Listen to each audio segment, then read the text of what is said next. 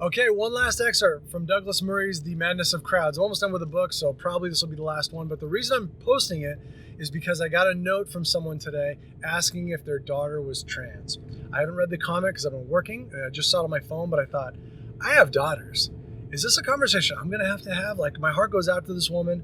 My first instinct without even reading it is probably the cluster effect. There are a lot of studies going on about how it is becoming widespread in young children and teenagers to identify as gender dysphoria, what the societal incentives are for it, the reasons they're doing it, the pros and cons. Not getting into that right now, but I thought it was interesting because 30 years ago, parents didn't have to deal with this. They didn't have to worry if their kid was trans. I mean, you had the minuscule odds of someone being intersex, manifestly born with parts that didn't belong to them, etc. But the fact that this is something parents are worried about in young children. Anyway, this excerpt is from someone who went through the trans process and is now reflecting on it. And I think this is important to share with someone in this gal's position. And it reminds me of Walt Heyer, who I interviewed a couple of years ago. I'll post the interview in the link, and after the video's over, I'll square it up.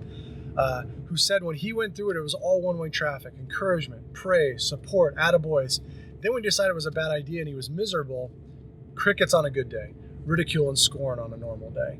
And his advice was someone should have loved me enough to say, the bridge is out. Don't do anything irreversible. Take your time, be patient, and really consider what's going to happen. So I'll share this video, give me your thoughts afterwards, but why aren't there enough conversations about, you know what? Someone should have said, stop, hold up. It's not going to be what you think it's going to be. One young man's story. Naturally, this is a sensitive subject, and for that reason I'm going to change the name of the person I'm about to describe. Let us call him James. But the person is real, his case is not uncommon, and he is the sort of person whose story should at least be in the mix in the societal discussion now underway. Now in his 20s, James was born and brought up in the UK. In his mid-teens, he found himself attracted to the gay scene, and to the drag scene in particular. He had a lot of gay friends, and from the age of about 16 began to spend a lot of time in drag clubs. He liked the people, he liked the scene and its closeness. The people he found there seemed to him almost like a lost generation of people who huddled together in this world because they were worried their parents would disown them if they knew they were gay or liked doing drag. As a result, these people didn't just have fun together, they became like a family. Eventually, James himself started doing a bit of drag. Around this time, he also became very close friends with someone in their early 20s who had transitioned from male to female, a person who seemed to James to be completely fabulous. At around the age of 18, James went to his family doctor and plucked up the courage to tell him, I think I'm in the wrong body. I think I might be a woman. For the year and a half or so after this, he started travelling around seeing different doctors, trying to find one who had a better sense than his family doctor had about what he was actually going through. Finally, at the age of 19, he got a referral to the psychosexual service in Manchester and sat for 3.5 hours of psychoanalysis. He was asked about his sex life, his relationship with his parents, and much more. In fact, he was slightly taken aback by how intimate the questions were. But the counsellor's conclusion in Manchester was clear. You're trans, he was told, and so he was referred to the Gender Identity Clinic at Charing Cross in London. The waiting room there was colourful, with everyone from the very feminine to Bob the Builder in a wig. 6 months later, a workshop of around 20 of them were brought together. The consultant gave them the National Health Service's best understanding of what had brought them to that room. They were told, as Dr. Benjamin had told Morris, we know it is a problem with the brain. We can't operate on the brain, so we do our best to make the body match the brain. And this then became the NHS's role in dealing with the case of James and others. 6 months after that workshop, he had his first one-on-one interview, which went into considerable detail. There were questions about relationships and work. The all-round stability of the person was obviously important. James saw endocrinologists and had a testosterone reading. The fact that the reading was low on one occasion, in fact it varied at other readings, was taken as proof that there was indeed a trans issue that needed addressing. Looking back, James is struck by a number of things. One is that he was never offered any counselling. How he said he thought he felt was just accepted. And there was another thing. It was all a bit too nice, he says now. There was never any pressure, never any grilling. 2 years of living as a member of the opposite sex is taken as proof that the person can go to the next stage, and since the NHS meetings were all 6 months apart, James came up to his 2-year mark after only a few of them. At this stage, the issue of hormone replacement therapy came up. As James says, if you're patient and play the game, it is ridiculously easy to get hormones. You just turn up twice a year and wait. And of course, people in the groups as well as friends on the scene swap stories of how to get to this next stage. James went on estrogen, which included daily doses as well as injections. Accounts from him and from others about the nature of this process hit, among much else, right at the heart of claims that there are no essential differences between the sexes.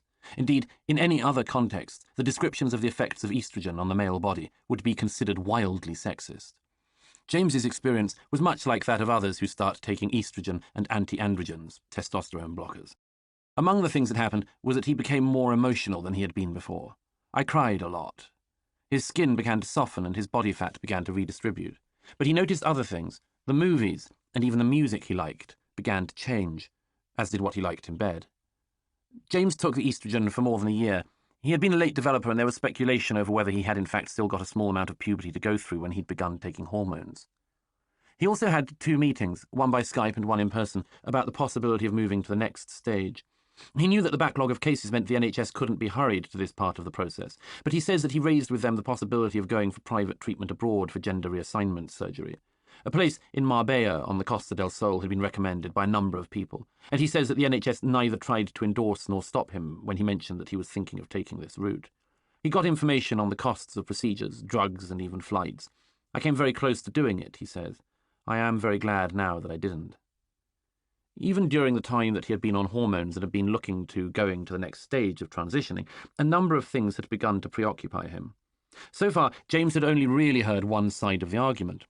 His friends on the trans scene had shown him a path down which he might go too, and the NHS had not seriously questioned the wisdom of his going down this path. They had treated him as someone with a condition that needed fixing. But online, James sought and found contrary points of view. Through alternative media, he discovered YouTube stars and others who were questioning the wisdom of his decision, including younger and hipper people than he had expected. He was also struggling with his faith. Brought up as a liberal Christian, he went around and around questions of God and design. On the one hand, if God doesn't exist, then my body isn't designed. But he also came to think that people who said that they had been born in the wrong body took a very egocentric view of things, as though this was a challenge that had been given to them. If the whole universe was a coincidence, why do so much so drastically for the sake of changing myself? He began to wonder whether the answer to some of his questions didn't lie in psychology rather than surgery. Specifically, he began to look at what I need to do to be content with my body, not change my body. Of all the consultants he had spoken to, none had engaged him in questions like this. I was never encouraged to look into it too deeply.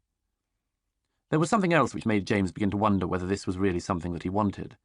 As he and others in his circle were well aware, anyone who takes hormones for a period of years will eventually notice effects which are irreversible. These happen around 2 years of anti-androgen treatment, and as James approached his 2nd year on anti-androgens, he began to feel nervous. The NHS had no emergency appointments for him to consult with a doctor because they were so overwhelmed with people coming to them to consult on gender reassignment. He would have to wait another 6 months. But James felt that he couldn't wait that long. He faced not only physical changes that risked becoming permanent, but also biological facts. After more than 2 years on anti-androgens, most men will become infertile and so incapable of ever being able to father a child. James was wondering not only whether he really wanted to become a woman, but also whether he might not one day want to be a father. He had a boyfriend, and the boyfriend was not convinced that James was actually a woman. His boyfriend just thought that James was gay, like him. James himself felt that the hormones were bringing him to the point of being permanent. And so, after considering all of these things unilaterally and without any support or advice from the doctors who had put him on the hormones, James decided to come off them. He described coming off them as very intense. The changes it brought about were much more severe than when he started on the hormones. He suffered terrible mood swings, and while taking estrogen made him cry more and change his taste in movies, when testosterone came back into his body, it had an equally sexist set of effects. He noticed a lot of common behaviours. He became more angry, more aggressive, and, yes, far more horny. Today, he has been off hormones for more than 2 years, but the effects of his time transitioning across the sexes is still with him. He thinks he may be just about all right, but he may also be permanently sterile. More immediate is the fact that he still has breasts, or what he refers to as breast tissue. When asked about this, he shyly pulls aside one side of the top of his t-shirt. There is a strap visible. It's a compression vest that he wears at all times in order to try to hide the fact that he has this breast tissue. His clothes are noticeably baggy, and he obviously avoids anything that might be figure-hugging. He thinks he will probably have to have surgery to remove the remaining breast tissue. With some of the perspective afforded by time, he is able to think about his changes over recent years. I do believe transgenderism exists, he says. The sheer volume of people who are moving in this direction at the moment is one thing that suggests that to him. But he says the whole area hasn't been looked at or thought about with nearly enough rigour. The whole idea remains fixed on things, as he puts it, like, so you don't like rugby. Interesting. When he told the psychoanalyst in Manchester that he didn't get on with all the boys at his primary school, the response was, he says, aha, as it was when he told them that as a boy he sometimes dressed in his sister's Pocahontas dress. I've always thought it was curious that the NHS didn't look at wider options, he says, and from the moment that he went to consult the experts, he felt like I was on a conveyor belt. The NHS was overstretched, with only 2 doctors in the UK doing gender reassignment surgery, 1 full-time, 1 part-time. But the doctors were always promising that with around 3,000 people already in treatment and another 5,000 reportedly on the waiting list in the UK, the NHS was busily training up lots more people to deal with the demand. Maybe some patients will hesitate, as James did, when the conveyor belt brings them up to the point of surgery. But even then, as James's baggy clothes attest, the process is not in any way cost-free. James is gay. Very gay, as he puts it at one stage, and he feels that he has always been a bit of a social chameleon. Probably the people I was spending time with had an effect. But he says, I don't want to be one of those people who says that trans makes more trans. It is too close, in his opinion, to the old claim that gay people cause more gay people. But there is something in it, he adds, the thing of my really cool trans friend. He is confused, like everyone else, about what trans may or may not be. If anything, we just need to know more, he says. For instance, why is it the case that suicide rates don't change between pre- and post-op trans? We're running too quickly, he says. It's like a knee-jerk. We're terrified of being on the wrong side of history. But he knows it could have been worse. Looking back at how close he came to surgery, James reflects, I dread to think what position I'd be in now. I don't know if I would be here now. Listening to James's story, which resembles those of many others, one of the things that stands out is how much we pretend to know, but how little we know. How fast we appear to be landing on solutions to questions we haven't answered yet. But another thing that stands out is the way in which trans just keeps invading so many of the other controversy-laden subjects of our time. Gay rights campaigners have argued for years that anybody can be gay and that the historical view of gay people being effeminate men and masculine women is not just outmoded and ignorant, but prejudiced and homophobic. And then along comes another rights claim, which is so close that it even gets to share an acronym with gay. But this one suggests something infinitely more undermining than the idea that certain behavioural characteristics are typical of gay people. The trans claim keeps suggesting that people who are slightly effeminate or don't like the right sports are not merely gay, but potentially inhabiting the wrong body and are in fact men or women inside. Given the number of connotations, it is surprising that so few gay men and women have objected to some of the claims that have become embedded in the trans movement. Gay groups have generally agreed that trans rights exist within their orbit, forming part of the same continuum and acronym. Yet many of the claims made by trans do not simply run in contravention to the claims of the gay movement. They profoundly undermine them. Some people are gay, or possibly trans, or the other way round. Get over it. But it isn't just gay that trans runs against.